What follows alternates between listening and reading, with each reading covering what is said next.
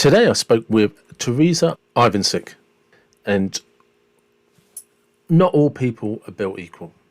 Theresa is a fantastic bodybuilder. She competes at the highest level and also has multiple businesses. And we got into a great conversation about mindset, how she preps, how she gets herself there, and many of the things that you have to overcome to achieve anything in life, let alone compete at the highest level like she has for as many years as she has. It's a fantastic podcast. Please check it out.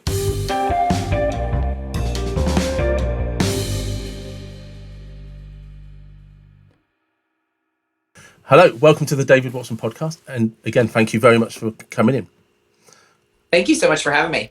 No, I appreciate. And one of the reasons that I reached out to you initially is actually one, I'm passionate about bodybuilding, although I don't do bodybuilding myself. I've always, right back from the days when I was a kid in the 70s following people like Frank Zane, obviously Arnold, Lou Fraga, and then you go into like the 80s and the 90s. And I've never lost that love for the sport. But one of the things increasingly with social media is you see how well the females do, and the females in the sport. That there's people like yourself, Dana Bailey, Nicole Wilkins. And that obviously it fascinates me in a subject in itself because I just love the sport. But you are one of the very few that on your social media actually interact with question and answers, which is how I actually got to speak to you in the first place. Yeah. So how did that come about for you? I always tell everybody, like, whenever, you get into something and you had a goal and then you make it, like, always remember where you came from, and it's like people, like, they will gravitate towards, your blueprint to how you did it. And it's the interaction. If it wasn't for, the fans and the people and the support, we wouldn't be having a stage, there would be no one there. There would be no support. So the thing is like, I always stay humble and I always try to answer any questions that I possibly can. Some go miss unread or they go into those filtered, messages, and I try to get back to them as much as I can. But I'm just all about just interacting and being me and, helping whoever else I can help. And I just think that that's kind of comes with the territory. It's what we signed up for. Cool. And before we get into the actual bodybuilding side, we do need to mention, because I've been obviously following you for a while, and there's Harlan's Elite Fitness, Harlan's Elite Customs. You've just started the old school line, and I wanted to find out a little bit more about I've written it down: when a handshake, your word, and respect means something. Yeah. It's something my fiance came up with, and it's because it's old school, and it was just like one handshake means a lot. It meant loyalty, it meant trust, it meant, just friendship. It means everything. And then, like, to be able to have just one handshake mean numerous things is what, we're missing. Because now you could shake a hand and get stabbed in the back within a couple days, or hours. Yeah. So it's bringing, like, the light to, like, where our roots were from and really who we are as humans, to interact and be that way with people and be able to trust people, and work together. I mean, so it was all based upon just a handshake. I mean, a lot of the reason why for that was, our original gym, when we first opened that, was literally based upon us meeting somebody who believed in our dreams, had a very rough background, had the opportunity to progress himself. So his theory was always pay it forward. So whenever he had given us this opportunity, there was really no payback. It was just being able to see someone's dream, and all he asked at the end of the day was pay it forward. See, because when I read that originally, and I think I've heard you on social media talking about that handshake, that immediately reminded me of my grandfather, who was originally from Ireland. And it was that whole ethos would be just, no, I shook his hand. I don't need to know anymore. We shook hands. That's enough. Yep. And I, like, as an individual, miss that kind of legacy of what that meant back in the day and back in its time. And so I was very fascinated that you kind of use that as a logo and as I'm assuming, an ethos in and around the gym. Yeah, I mean, look at it as a whole today. How many people literally actually shake hands today? It's all interaction on social media. Yeah. So it's all hiding behind a keyboard and just typing to people and texting people. So there's really like no even face-to-face conversations. So it's really pulling deep into like that old school mentality. Yeah, no, because I agree. Because it's like on one hand, there's that blessing of like this right now. You know, you and I are on completely opposite sides of the world, and are able to communicate like this. But Absolutely. But at the same time, that because of that, people like, hey, do you know what? I don't always have to honour what I've said I'd do. Mm-hmm. You know, and when so what is the clothing company, and what is it now, or where are you hoping it goes? For the clothing company? Yeah. So we had made the Harlan's Elite customs, and again, that was our kind of pay it forward. The kid running it really had a passion and a dream for it, but again, it was in the same situation we were with the gym, and we built it from ground up again. And it was literally started off in his parents' garage with 2 heat presses, and since then it's grown so much. And we have like so many different types of machines. You know, we've got the screen print, the heat press. We have a sublimation machine, which basically just Xeroxes an image, you know, to a shirt. They have done phenomenal in terms of getting a lot of local business. And our motto with that is small business helping small business grow. Because a lot of the times we need to get our names out there. We need to do things, you know, to do that without, you know, breaking the bank. I mean, everything's so expensive. So we don't jack up our costs. We just want to see people wearing our apparel, you know, wearing like their own lines and being able to get their self out there too. So we want to take it to a whole nother level. We have somebody else that's very interested in doing that too, along of helping us expand the gym. They just see our vision and they know where this could possibly go. So that I mean, that's a good thing to get into now as well, because have you expanded the gym or started up again? We are expanding it. So we've been in business for 8 years, and it was a very small space to begin with, but it was, you know, crawl before you walk and walk before you run, you know, and you just didn't know. You were open up Hometown. We opened the same time Planet Fitness did, even though we're not the same. But we just outgrew it many, many years ago. And the opportunity arose when another tenant in the plaza that we're located had left. And it almost gained us close to about double the size. And just the opportunity that we have in front of us, we just can't pass it up. I mean, we know what we can do, and we have a lot of different things that are coming to it. So we're really excited to get that moving. But that's after my show. After your... Yeah, I got to compete first. So I'm going to try to do these first 2 pro shows. Goal is to, like, in between, expand and move, and then get ready for the Olympia. Well, this is the thing, though, isn't it? Because and it's one of the things. Like I said, when I follow you on social media, you're very good at posting up what you do. You know what I mean? It's not just training. It's like, oh, by the way, behind the scenes is this, by the way. And I remember one about 4 weeks ago or something, you said, like, you posted up contracts being signed. And I don't think people realise just how busy you and your fiance are. Mm-hmm. Yeah, it's hard to make people understand that. And I don't want to. I don't want to make it seem like my life is extremely busy, you know, but it's, you know, juggling it, it's balance, you know, being able to figure out how to do it. Because I'm one person wearing like 20 hats, you know, like I own or operate a business. I'm expanding a business. We have Harlan's Elite, you know, Customs, which is the t-shirt shop. We also have Harlan's Elite Personal Training. So we do in-house training and online training, plus getting myself ready, you know, for prep, you know, and any other day life, you know, we even get a chance to do any of our hobbies that we like to do, but it's balancing it out, trying not to become overwhelmed, which, you know, does happen more than not, but it's tough to explain to somebody, you know, at the gym, like if you're there, like you're working, you know, and you're either in the office for a reason, or then you're on the floor with the client, and you really got to try to juggle and keep yourself just in a really positive mode all day long. So along the way, what have you learned that enables that to happen? I think, I mean, it just, a lot of it's just like discipline, you know what I mean? And a vision, you know, like, because if you don't have a vision, or you don't have a clear path of how you want this to unfold, it's never going to happen, you know? And if you don't already see it happening, like when we walked into this other location and I just looked, I was like, this is the gym. You know, I know where this is going to go. You can already see it. So then it's just putting all the pieces together and then just, you know, applying them. But it's basically just like discipline and knowing what you want out of anything in life.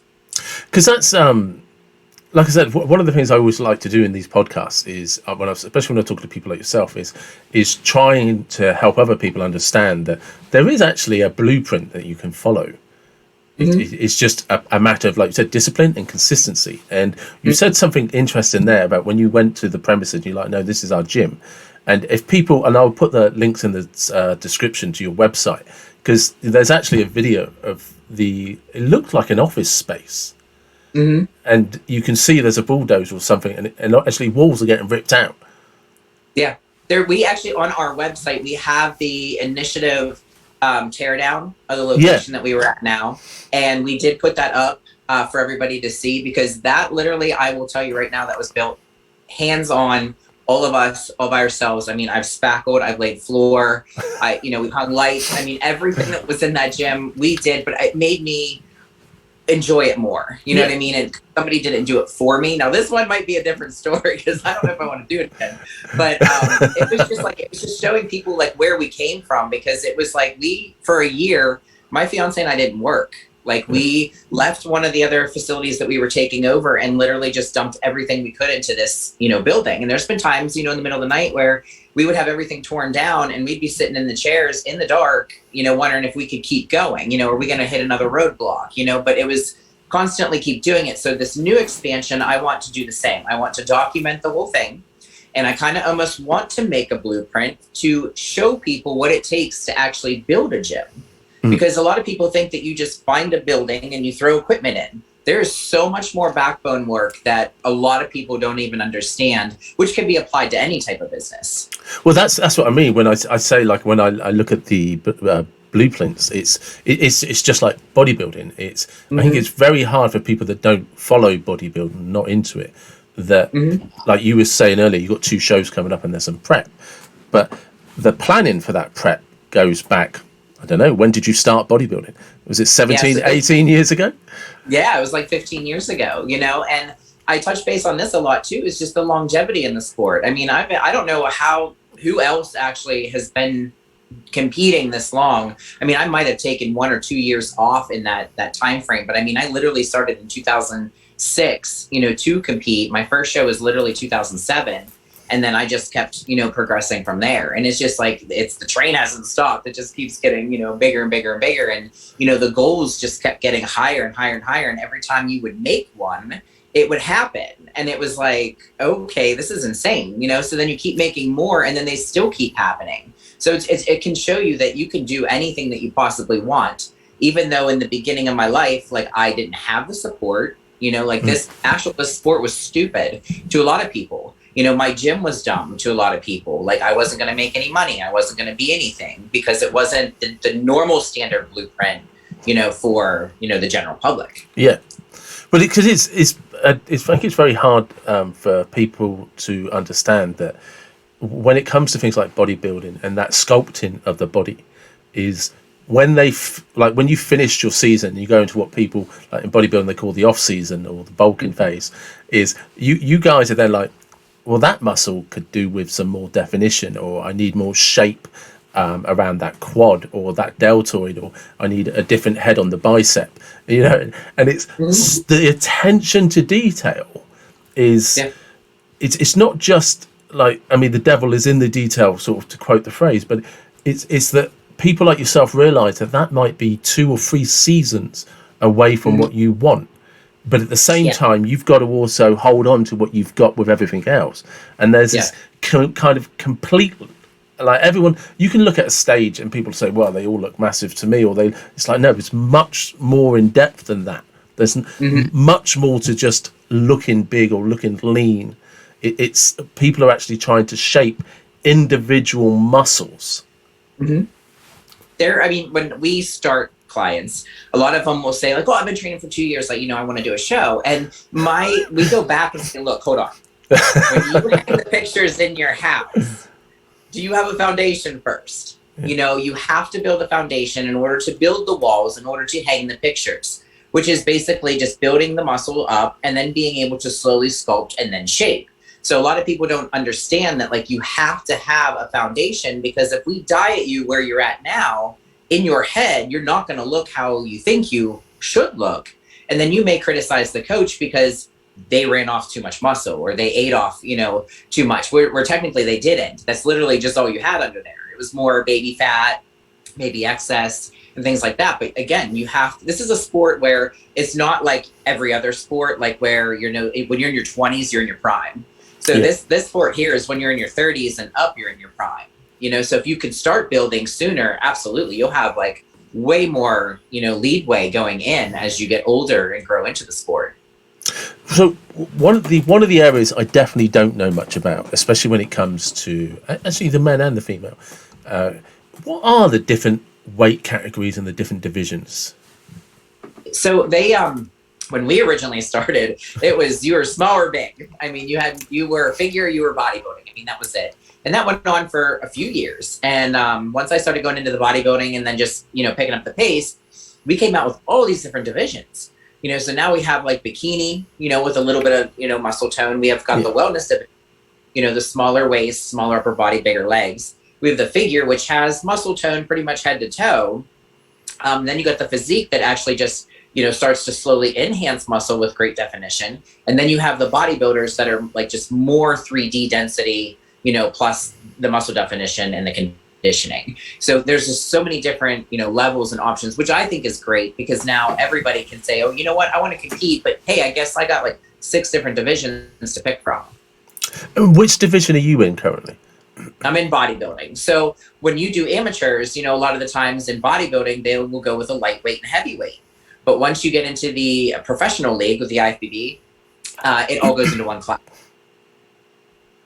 So you're just either light, or your weight's not a consideration as such? No, nothing. In amateurs, yes. In the actual pro leagues, no. Which I think sometimes could hurt, a lot of us pros, because like some of us do come in smaller. Some of us don't have the genetics to be that big, nor do we want to go that far.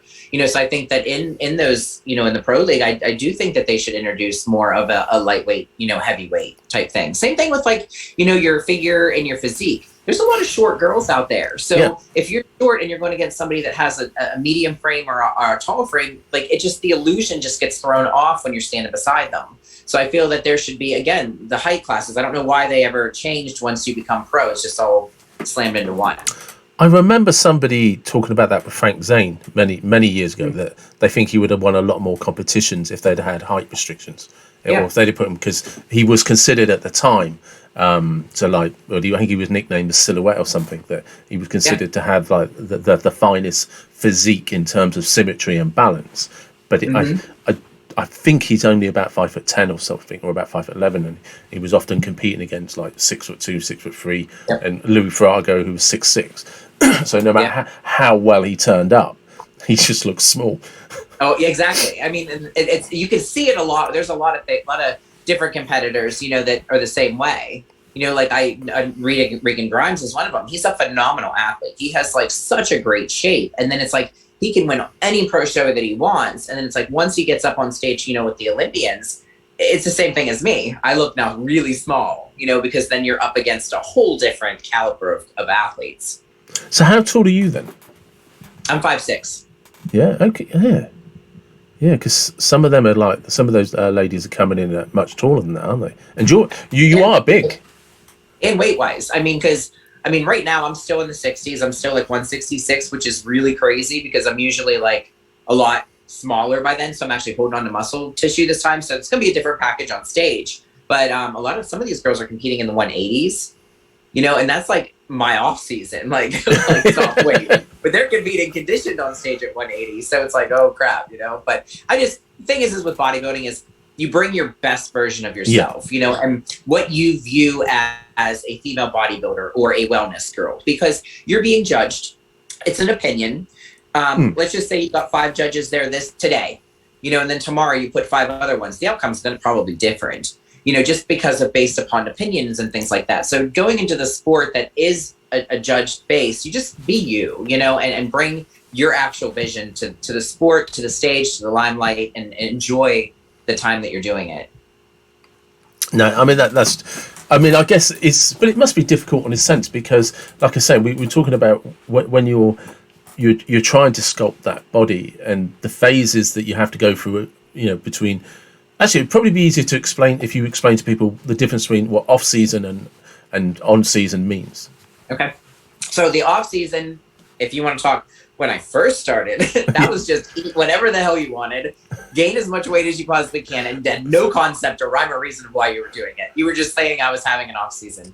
So as we get into it more on a smarter level, it's not having an off season where you just eat whatever the heck you want every single day. It's still having a balance of your macros, having control over where your carbohydrates, your fats, and your proteins are. And it's just having a little bit more of an in plus, to those. And you can still go out, to the restaurants and things like that. It's not like that strict, but you just still play smart, and it's just bringing and increasing these levels up, because when you go to diet, if you are starting on a diet and your diet's already 1,500 calories, how are you going to continuously keep chopping away at calories? You're already dead in the water. So you need to start at a surplus and have things to cut almost every 2 weeks or so in order to bring, yourself down and into the lean body mass that you need. So how do you manage that? Now it's more in control, but again, as you get older, like you keep more muscle maturity to it, and that's your furnace. So you can get away with having a different couple cheats or, ice cream here and there. And it's not going to affect you as much as somebody, just starting out, because we have so much, lean body mass already. But like this year, it was just increasing, changing different foods up, adding different types of carbohydrates in. I did a lot more shakes, which helped the pocketbook, because now you're not eating, a ton of, expensive protein. So I was doing my Gaspari shakes. And it's just I just took my numbers up so I could take them back down. And how, in the 15 years that you've been doing that, how has that evolved and changed? Just being smarter. Because like in the very beginning, I switched to bodybuilding in 2010. I went from like 120 to 180 like that. Oh, wow. And I want people to know that, between that mind of like right out of 2008, I was bulimic. And right in 2009 and 2010, I got myself out of it and I learned about food. So I think that was another increase on why my body took such a jump. But I got out of it. But, just cleaning up the calories and not being so dumb with, what you're putting in your mouth, watching your condiments, your sugar, sugar, yeah. It's a hard thing to kind of burn off. Beer, alcohols. I like alcohol. Yeah. Like it's a diuretic to me, but beer has a yeast in it. It's just hard to work off. So it's just switching your poison around so you can still have fun and still have a life. Yeah. No, I mean, that makes sense. So does it, like, when you're planning, so when is your first show or your next show? I'm doing Indie Pro, which will be like 4 weeks out on Saturday. And then New York is a week after that. So what's the process between now and those 4 weeks? Just getting tighter, harder, drier, and then just chipping away at the diet and finding exactly which potion that you need. Right now, like training won't really be like anything that's going to be detrimental. It's just train, stimulate the muscle, keep the muscles pumped, and nothing can change that way, in terms of where we're at right now. So it's just basically just eat, sleep, train, and just chip away and figure out what levels do we need the diet? Do we need a little more fat? Do we need to pull the carbohydrates down? How's your body responding? The cardio levels, are they at a decent, point? And just, eat, sleep, train. Explain to people what you mean when you say like drier, harder, tighter. So, I coach a lot of people. So if like right now I had a couple of check-ins come in this morning, and I look at them as a whole and depend on like where they are in terms of like an actual prep. And I try to determine like, okay, so if we are looking a little bit watery at some point, I might pull the carbs down a little bit, because carbohydrates in the body act like a sponge. So if they hold on to the water, and they will just fill you out. So the second that you remove all the carbohydrates, and this is a crazy thing to even try, is like once you remove them for a couple of days and you go to the gym, and if you're not a sweater, you will sweat so bad because the water has nowhere to go but out the pores. Yep. So this helps push all the excess water out of the skin and gets you to become a little bit drier. And then if you start to go flat, which we don't see that muscle pop or that 3D, then we start adding and pushing in a little bit more carbohydrates after we've deloaded on that water. That might explain something, because a few years ago, when I was a very strict carnivore diet eater, just for no particular reason other than I found it incredibly easy to do. I didn't miss carbs or anything, but God, did I sweat in the gym. Yeah. I mean, that's because the water has nowhere to go. Yeah. You know, you just got to think of it as it all being a sponge, you know, in the body. And then when you get your levels so low, that's where you can find out, like, where's the push? How much do you put in so you don't spill over? And when I say spill over, it means lose your lines. Because a lot of people the night before the show, they load up on all these carbohydrates, and then we got some cortisol that comes in that's nobody's friend, especially in the female, you know, world. And then it looks like you've never trained a day in your life on stage. Because, like, and then, or you'll be after the show and you'll splurge. You'll have all this, burger, French fries, whatever. And then you'll wake up and you'll look insane the next day. And everybody's like, well, why couldn't I look like that on stage? Well, let's say you ate the burger the night before, but then cortisol came in. So you can't control that. So if you eat the burger, you're going to look good because the show's over, nerves are gone, so it's very hard to play and say, hey, that worked, but did it? So it's finding out where you can be as an athlete, like what levels you need to be at, and keeping your cortisol, your nerves, and everything at the ultimate lowest. Yeah, so that's something I've never thought about. Is obviously we associate things like cortisol with stress and how that can affect sleep and stuff. But I've never thought about how that will affect your preparation, especially like 24 hours beforehand. So how does that affect like all of it? What are the effects when it comes to estrogen, testosterone, like cortisol, dopamine? I suppose they, because people forget that we are actually just chemically driven, and but it's only when you come to like the end of the spectrum where you guys are competing at, where the little nuances in your chemical balance can probably be noticed. So how does that affect? We're lean, you know what I mean? And there's really only so many things going in. So, I mean, one small, minute issue can cause an explosion. So if you like look your ultimate best, but there's like you're playing on social media or you were, starting to self-doubt yourself, you're going to wake up looking super watery. Or if you don't sleep, your body, like, sleep is everything. If I literally will finally get 8 to 9 hours of sleep, I will wake up 2 pounds lighter, guaranteed, every single time. Yeah. But if you don't get into that deep REM sleep and you don't let your body actually physically calm down, you still hold on to water. So that's why it's just so persistent on every day being the same, day in, day out, to make sure and understand what really isn't working. So if you're adding little things that shouldn't be on the plan, you're never going to figure out like what's causing that issue.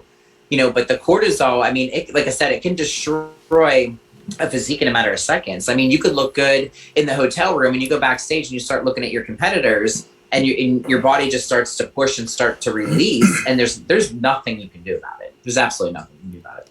No, because I mean, I suppose once you kind of start consciously starting to worry, you're going to panic. Flight or fight kicks in, and it doesn't matter if you're a Buddhist monk. At that point, there's nothing's going to help because the chemicals have been released. How have you learned to manage it? I think like it's just like, again, like knowing, like going back to that same thing, knowing that like I'm here for me. Yeah. And I'm my own competition. The second that I start to like worry about who I have to go after or who I need to beat, that it's over. Like I'm more worried about their prep, and what they're doing than my own self.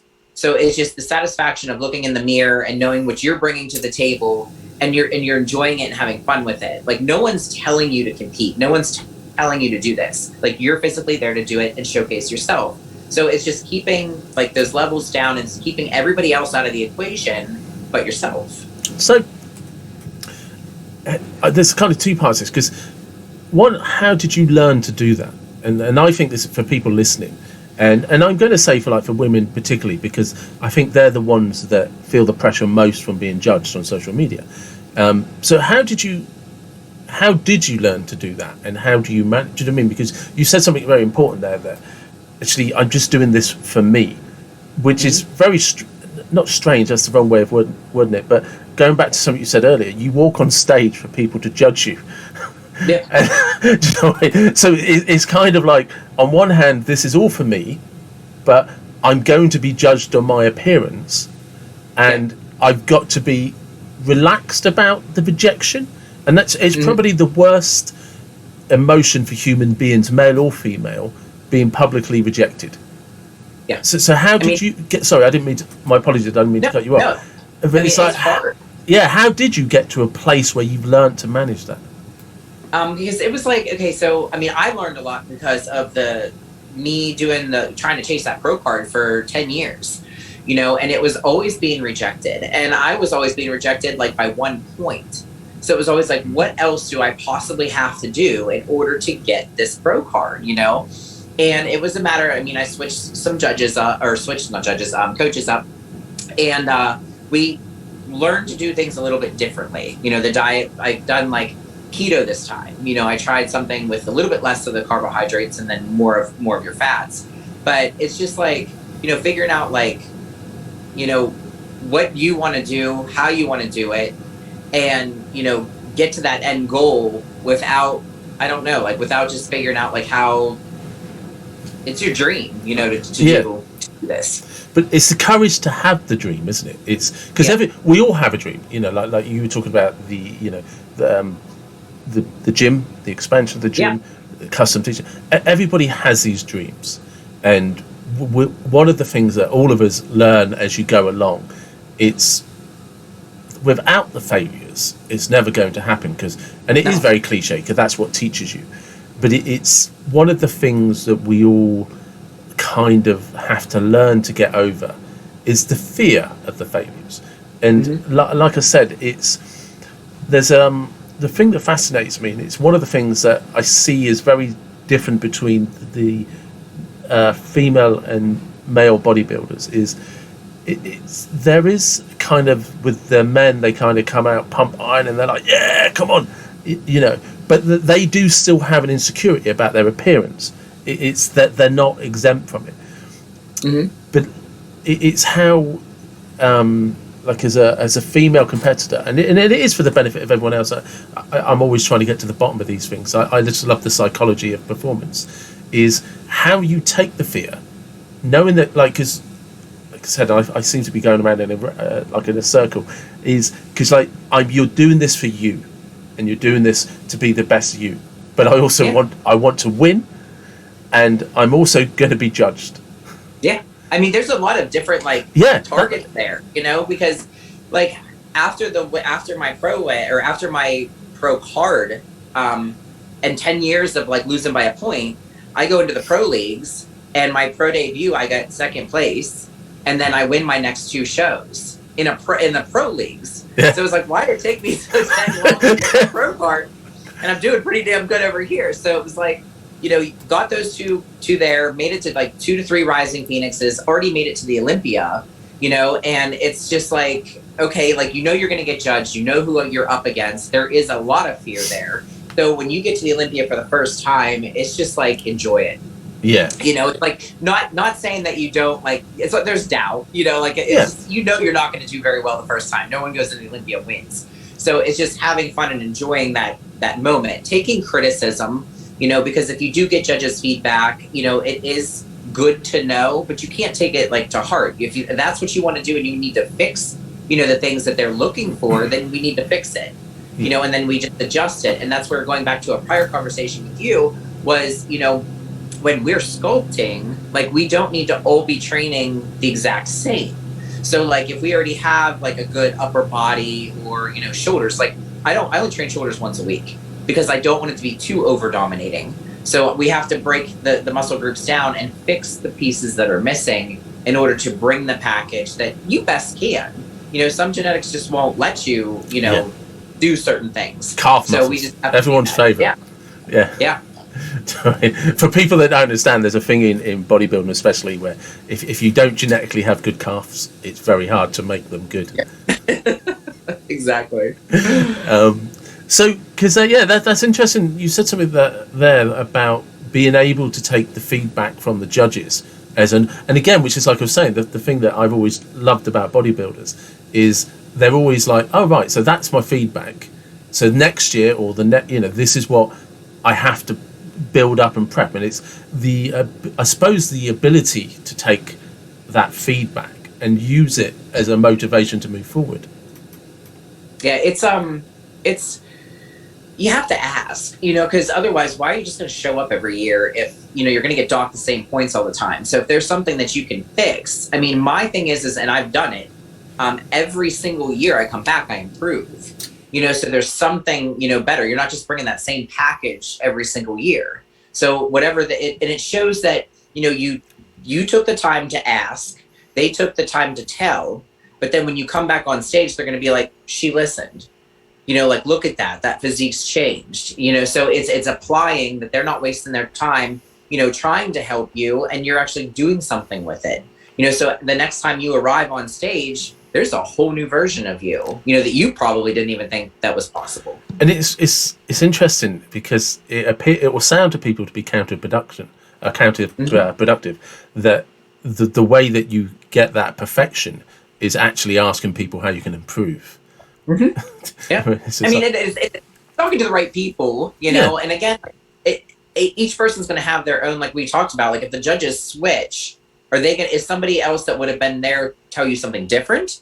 So we're never going to know. It's just, who's ever there and whoever is looking for a certain thing and whoever you're being compared to at that day. Like, let's say the competitors all changed and you're up there and there's a few other ones, maybe your critiques would be a little bit different. I mean, we would never fully know until like you see exactly who you're standing beside, and that's at the Olympia, where you got the absolute top best physiques in the world, and that's where I think it would be just so much fun to have each person at least be able to stand up there with the top 5, just to see what they look like, like against that caliber of athlete. How was it the first time you walked out onto the Olympia stage? That was interesting. I mean, it was very nerve-wracking. Unfortunately, it was right at 2020, heat of COVID. So it really wasn't that same experience because I didn't do the athlete meet and greet. There wasn't a lot of people that were down there. So I just went up in my room, but it didn't really hit me. That stage was huge. I mean, it was absolutely huge, but it didn't hit me until I actually turned around and I saw the O in front of my face, and then it's almost like you just went into waterworks because you're like, I'm here. Yeah. This is something totally incredible that I dreamed about 14 years ago, 13 years ago in a magazine saying, I'm going to own a gym. I'm going to be a trainer. I'm going to be a professional athlete. I'm going to be standing on the Olympia stage. How many people actually get to say that? I did it. Yeah. So it was am I complete? No. I think the most I really want to try to achieve is getting that top 5, at the Olympia, because then you get to stand there, you get to be in the pictures, and that not saying that it would be okay for me, but knowing where my physique could go, between, top 3 or 5 is where I originally want to go. Everybody wants to win, but the girl, Andrea, who's there now, I mean, she's just a specimen. She's a beautiful female bodybuilder who's put together head to toe. Because, that's, again, you've said something there that I'd never thought about, is what does happen when you, like you say, you see the big O and you're like, oh, shit, I'm doing it. I'm here. Yeah. And how do you control that emotion? Yeah, it's because you're up there and you're just your mind's going because you're in the middle of a routine or you're in the middle of posing and whatnot. And then you turn around, you got this huge audience, and then in the back of your brain, that this is live streamed and everybody's watching it and it's being commentated. So there's so much things going on in your brain for literally 2 minutes that you're up there, so it's taking a deep breath and having fun. If you would have seen us backstage, coming out, the girls were just, oh my God, they're amazing. We were goofing off. We were laughing. Yeah. It was keeping everybody, calm. It was what it was. We're all there for the same reason. And we just literally just had the best time we ever could have there. So just going slightly sideways, and I only know this because I spent a brief time training with a lady that was an amateur bodybuilder. How do you select your outfit from your shoes? Because a big part is a huge part. Yeah, they always want darker colors. You don't want anything too bright and too overwhelming. And I don't like a lot of the lines because it's very distracting. So I am always everybody has a favorite color. So and everybody tries to go outside their comfort zone and find a different color. That works for them. But I think like each year, the girl that I work with for BB Custom Suits, I pick colors and I let her go. I tell her what my ideas are, and that's kind of like how we get the suits made. But I've tried pretty much every color you could possibly think of, obviously, in 15 years.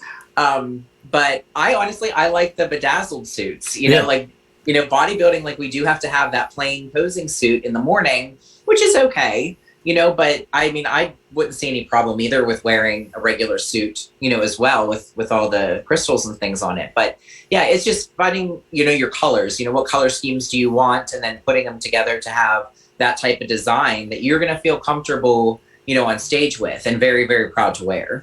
So what are the stages of judging then? So how many times do you come back onto the stage, or in how many outfits? Like for any type of show, amateur or pros, you have a prejudge, which is usually in the morning. And that's where you're pretty much basically all judged. That's where the points really get deterred and things like that, especially in an amateur. The night show is usually more of like an entertainment thing. Certain things can get fixed, but I've never really seen it play much on the scorecards. But then in the pro leagues, the score for the routine does count. Then if you do come back at night and you do look better, it does count. So you always have that prejudge and then that night show. So you have two different times that you'll be out on stage in terms of the actual show. But you could be out there numerous times depending on what call out you get. So if there's a group of, let's just say 10 girls, and you could be in the first call outs, which you want, because that's definitely your top 5 right there. Then they'll bring the second half out, which would be 5 through 10 or 6 through 10, and that would be your second call out. Okay. And the next thing I wanted to try and just find out a little bit more about is the posing side of it, because I don't think people you see the classic poses that everyone does, and they're always still pictures, and I don't, people, if they don't watch bodybuilding shows, they don't realize that it's a sequence of like poses and flexing, and how much like practice that people have to put into that. And it's almost, well, it is just as technical as a dance routine, and it is effectively a dance routine. But I don't think people actually understand that when you have to hold those poses for that long, because the still picture makes it look like you're just flexing, like you're doing a high school photograph, and it's just like no. So just like the technical side of posing, because like how long do you have to hold those poses for? Like, what is your typical routine? So so when you do, like, you have a 60-second, routine that you'll come out with, whether you're physique and bodybuilding, that showcases basically just yourself. And it's supposed to be all just mandatory poses. They don't want anything fancy, routine wise. So it's kind of get on, get off. Now, I always try to hold like 1,000 to 1,000, enough to get in, flex the picture, make sure you are posed and flexed from head to toe, smile, and enough time for pictures, and then you turn. When you get into your routine part of it, that gets a little tricky, where I was talking to Bill Dobbins and he was mentioning Frank Zane, and he had said that, when he did his routines, he would constantly like hold those poses longer, and he would have the most pictures out of all athletes because they were able to snap these photos, So today, like after we're done talking this afternoon, I'm actually going to Slippery Rock University again, and we're going to go into the dance studio, and the routine's done. We're just going to do a complete polish up. I've won Best Poser Awards, the last, 3 pro shows that I've been at. So it's how do you beat the last routine that you did, because it was, very emotional, and like, you want to always outdo yourself. So I'm working with this girl, Lindsay Viatori, who's a professional dancer for the Pittsburgh, University and Slippery Rock. And this whole routine is like contemporary art. It's a lot of very, very flowy movements and dancing. So it was something that kind of took me out of my comfort zone, but it is like opera. Yeah. So it's telling a complete story, and it's involving the audience the way that I have this one put together this year. That's nice. Because just if people want to know how hard it is to pose, could you are you able to just like verbally give an example of what they should try to do? Honestly, like every time I tell people, like, well, I'll train them, okay, and then I'm saying like, hey, bring your posing suit, we're gonna pose after. They will sweat so bad. And they'll be like, this is worse than the workout, because like it's muscle stimulation, and you're squeezing the muscle to finally get control over them. But if you don't practice, you're never going to have it on stage. The muscles aren't going to be there. They're not going to be as crisp and as dense because you have no muscle control to them. But posing is extremely hard. Breathing is probably one of the hardest parts of it. I was doing a FaceTime with my coach yesterday in the gym, and I was just like, he was making me hold him, and I I'm breathing. I'm like, I need to practice even more. But it's just because when you are flexing, like I said, you got to dig into the floor to make sure the legs are flexed. You got to make sure the upper body's flexed at all times. You have to breathe out to make sure your abdominal wall is extremely, thin, and the abs are popping, and then you also have to smile. So it is a very, very hard thing to do, and I recommend everybody just make sure they practice. Because you literally have to, regardless of what pose you're doing, you have to be flexed from head to toe. Mm-hmm. Yep. From fingertips. You don't, you'll know. Yeah, but it's from fingertips all the way down to your toes, and then, like you said, do you do much in the way of like stomach vacuums and stuff? I have, since I started working with when I worked with John Meadows, a couple years or last year. The great John Meadows. Yeah, for Women's Physique, he had me doing vacuums every morning. So I still try to apply those to there because it is a nice, breathing mechanism. You do get way more control over the abs. So whenever you do need to do the abdominal pose, you'll be able to control them way more. And sadly, John is no longer with us, but that's actually how I discovered you, was on his YouTube channel. Yeah. I think you were doing a leg day, and after he was making you, I think, do walking lunges across some grass. The pond. Yeah. Yeah, the pond. and the guy, for people that don't know who John Meadows is, he's also known as the Mountain Dog, a phenomenal coach, well renowned throughout the industry. And what some of the best videos I've ever seen him do was on lat activation. Mm-hmm. Oh yeah. He's so knowledgeable, and we did a lot of those different. They were like intro videos, just to explain one exercise, and done, and then he would put other exercises and groups and workouts on there. I am working with Mary Meadows, to continue the Mountain Dog Diet.com website and keep some programs up there, keep some informative videos up there. All of his programs are still available, and they are amazing. I mean, they are fully descripted. They list everything, and they even link YouTube links to his videos. So you actually, if you're looking at it, you're like, I don't know what he's talking about. There's links to almost every single exercise he has, so you're doing it right. I mean, that was genius on his part. One of the things I found phenomenal about John is not just his level of knowledge, but if you watch a lot of his videos all the way back, the variety of athletes he works with, and how much they all like, shit, I didn't know that either. Charles Glass always reminds me, it's the same. He just seems to be this just goblet of just never-ending knowledge of bodybuilding. But John, I'd never seen a difference in who he was talking to. If you want me, when and I'm sorry, I didn't mean to go off on a tangent about John, but whenever I see, no matter what video it was or what social media post it was, it didn't seem to matter if you were a skinny guy that never trained or you were Mr. Olympia. He seemed to treat everybody just the same and was just decent to everybody. Yeah, that was him. And whenever I reached out to him the one night and asked to work with him and stuff, it was, I was shocked that I was actually talking to him, because of who he was, and he was giving me the time of day. He really wanted to work with me.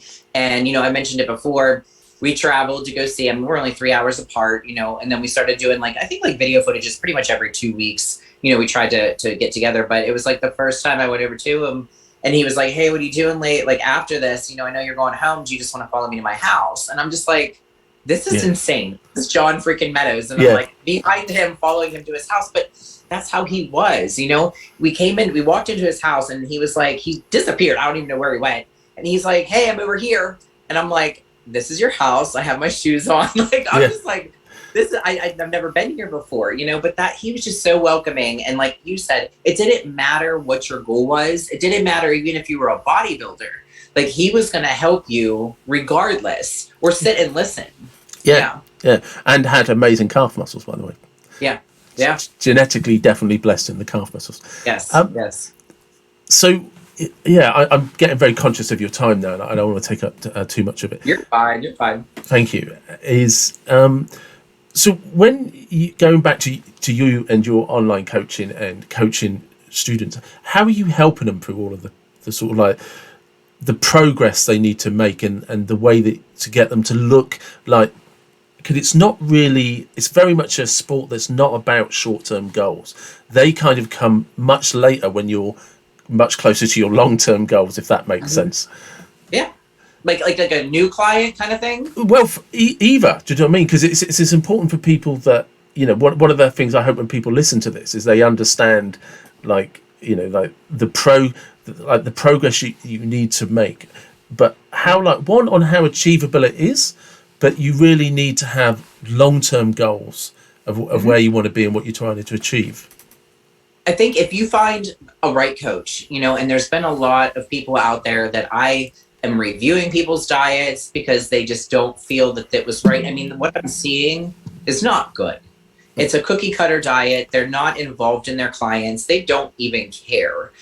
You know, so I don't take a lot of people. I take a very small bracket of people. I cap it because I want the attention. I want friendship. I want goals. I want everything good for them. So you have to find someone that you can intermix with that's going to be on the same page as you and support the goals that you're trying to do. And then you have to get them on the playing field to be very, truthful with you, week to week. I don't care if you cheated, tell me, because I don't want to fix something that in my head I think you did or didn't do, and then we're off. So it's just that trust and that bond between the clients, and a lot of them are online. I mean, I've done 3 girls that had gotten they won their first show together, and then we turned pro in the second show, and it was just like boom, boom, boom, but it was all online. But you have to pay attention to details. You have to pull the photos up from week to week. I even pull photos up from the very first time to the end. And then if they are having self-doubt by any means, I'll take the time and I'll put the photos together and be like, what don't you see? So you try to just keep them, understanding, hey, you're doing this, like, we're going to do this. And I guess being honest with each other, writing the diet out, they check in weekly, ask questions, that's what we're there for as a coach. Don't wait till the weekend if it's something important. A lot of my girls, they have my cell phone number, they have an email address. But it's trust, honesty, not making them eat something they don't want to eat, because I see that a million times also. Just because that's your normal, typical protocol. You should be able to be with a coach that isn't a cookie cutter, that doesn't put everybody on a keto diet, because everybody's not the same. You have to be able to adjust to what that person's body is actually going to do and listen to them. A lot of people, I think, as a coach, just get so bullheaded and they're like, nope, it's my way or no way. But you have to your clients in order to get the right goal. There's a fascinating book I listened to recently called Why We Eat, and then in bracket Too Much. I can't remember who it's by. And that's for people who want to understand how your body responds to different foods, insulin, cortisol, but also your family genetics going back as much as 4 to 6 generations.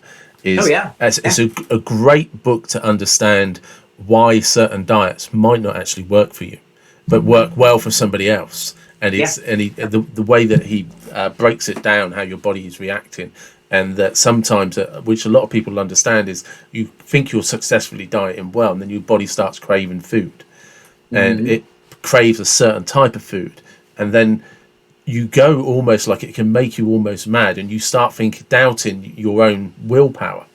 And he goes into the fact and he goes back to like the biochemicals in the body, where your subconscious is just like, no, I'm having that food. You're either just going to willingly go to the supermarket and get it for me, or I will make you crazy that you have to go and get it. And by the time you get to that point, it's the body, the subconscious and the body has decided you're also going to eat much more of it than I need you to, because you tried to starve me of it. And listening to that book, I was just like, damn. Now I understand so many ways that I react to certain foods and why I blow up on one set of food but don't blow up on another. Yeah. I mean, and going back to like the coaching thing too, is finding somebody that's going to be like supportive.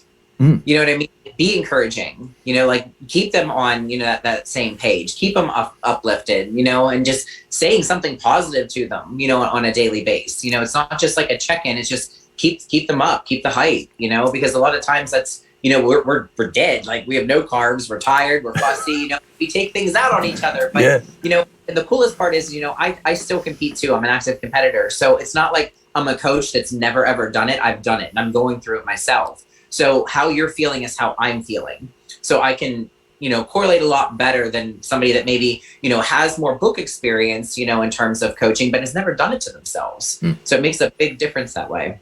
And what do you and your students get right? What do you do right? What was that?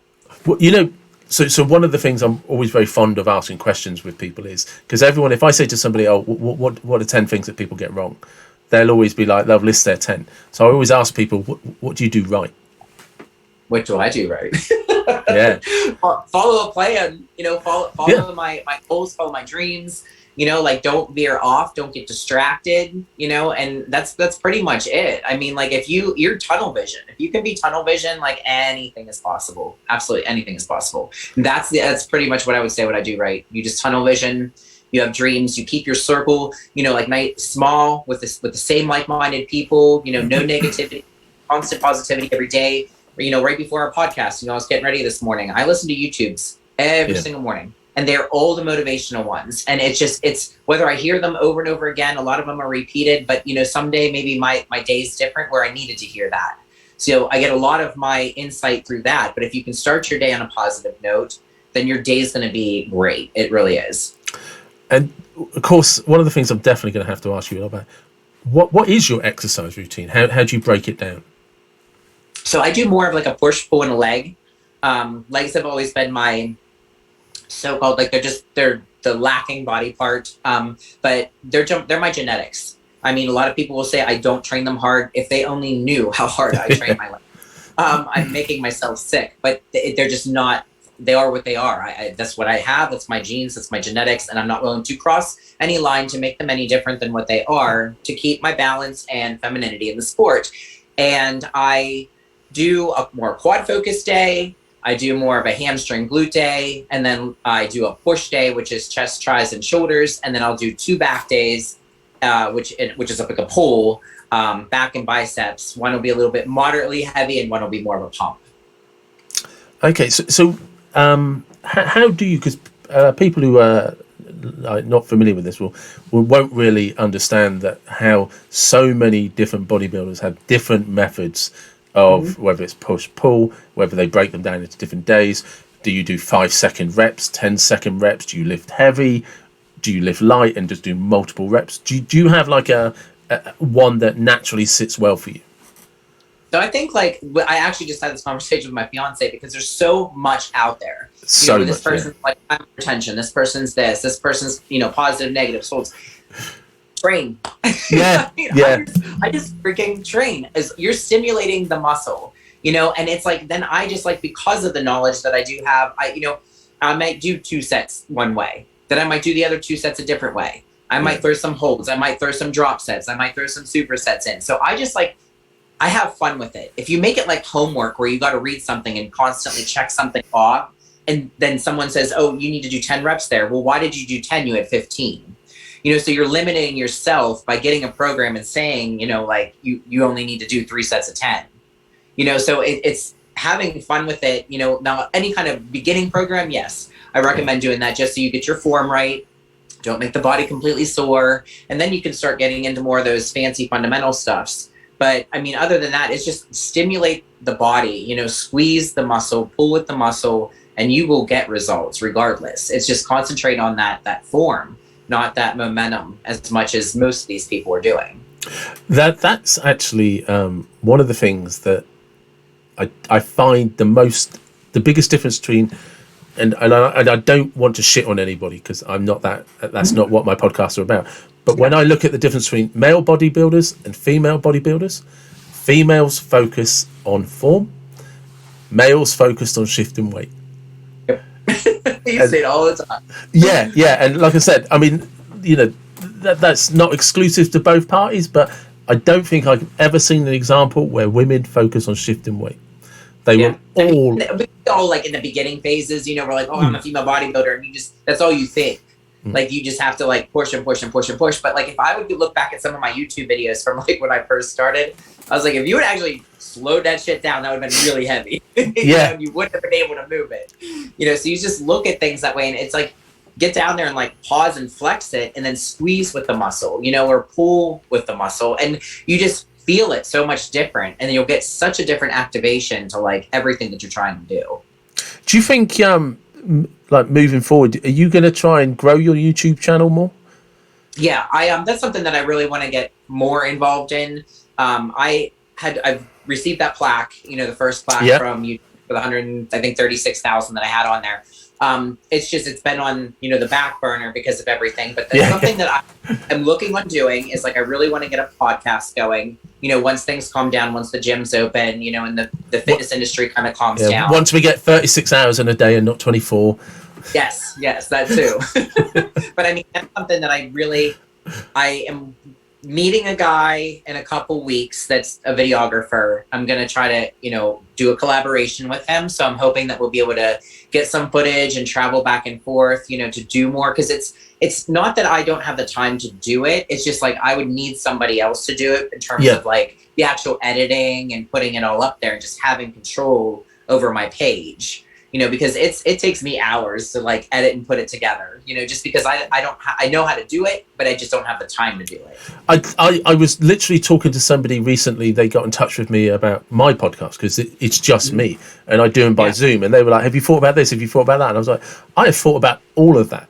Yep. But if I want this to work alongside my full-time job, alongside my coaching business, alongside my own social media projects, I have to do this by Zoom, and I have to just edit it the way it goes out, and just rely on the conversation and the guests being what brings it to the market, because there's only so much I can do. And there's but it sells itself though. Like, why have all the extra bells and whistles when you're still getting the same conversation? Exactly. That to me, like how you're doing it is perfectly fine how you do it. That's how most people, honestly, every time I do a podcast, it's on Zoom. Yeah. And this is it. And I think more and more it's going to move in that direction for everybody. But one of the things as well that is just interesting for people that I want them to reflect on that when they're listening to this is for all of the conversations we've had about everything you're doing presently, you're also still planning new projects, podcasts, to do YouTube training videos, YouTube in itself. Book, it started. I'm like 25 pages deep, but it's coming. But that, you know what I mean? I think it's important to people to hear that, because when people ask like, what's the secret to success? Sometimes the secret is just work your ass off. Yeah. Honestly, God, you couldn't have said it any better, is because there's no satisfaction. If you're a successful person, you're always going to look to improve or do something better and more. And, the main question I think a lot of the times in the bodybuilding industry is what's after bodybuilding, but I mean, we have successful businesses. I already set myself up that way. So if you blueprint it, so there is a life after bodybuilding, and you're not struggling to find a different job or whatnot. And it's always adding different avenues, like the podcast, the YouTubes, the book. I have a documentary that, we're supposed to be filming this year, actually, for, the upcoming shows and going into the Olympia. It's just got picked up by, actually, I think Sony Productions. Oh, nice. Is very interested in it, and they're looking to put it on HBO Max and Netflix. Okay, cool. I've got 3 more questions for you, because I am very conscious of the time. And what are your favorite exercises, and what are your worst? I would say I like shoulders. I like I knew that. You like probably one of my favorite go-to. It hits everything. Probably one of my worst is walking lunges. I hate walking lunges. Like, and they're just anything that's like extremely taxing. Like, I have no problem like doing a leg press or doing that type of stuff, but it's just the actual like movement itself. Doing the actual walking lunges those are hard. Yeah, walking lunges is one of my favorite exercises. Is it? Yeah. I for some reason, I don't know why, I like, well, it depends on what my level of fitness is, and at the moment it's pretty poor. But when I'm like, I can feel my fitness going and I'm getting to where I want to be and what I enjoy. I like the exercises that make me want to puke. Yeah. Oh yeah. Yeah. Do you know I what I mean, mean? it's like back in the day, I used to be like an aerobic bunny. Like Yeah. I had the runner's high. I mean, I would run every single day. Like it was just like nonstop, and then I would do all that different type of agility work, and I think that that's also where a lot of bodybuilders lack, which I talk about doing all the time. It's like adding agility work, to the fundamental part of just straight bodybuilding. Because I think that the mobility part of it and the different types of like fast twitch, slow twitch muscle group combined would create a really crazy poison for a good physique. Oh, definitely. And I think one of the most underrated, and people sometimes treat me as sort of exercises and stuff, but I think one of the most underrated principles in any lifting is actually a solid workout based on just not like, because I see people hit the treadmill and do some walking or something. It's just like you've done no mobility, you've done no actual cognitive activation. Am I working these muscles? And like just like I know it might be a back day, but get your glutes engaged, get everything fired up so that cognitively you're ready to start on the right platform. And when people do that, they rarely get injured.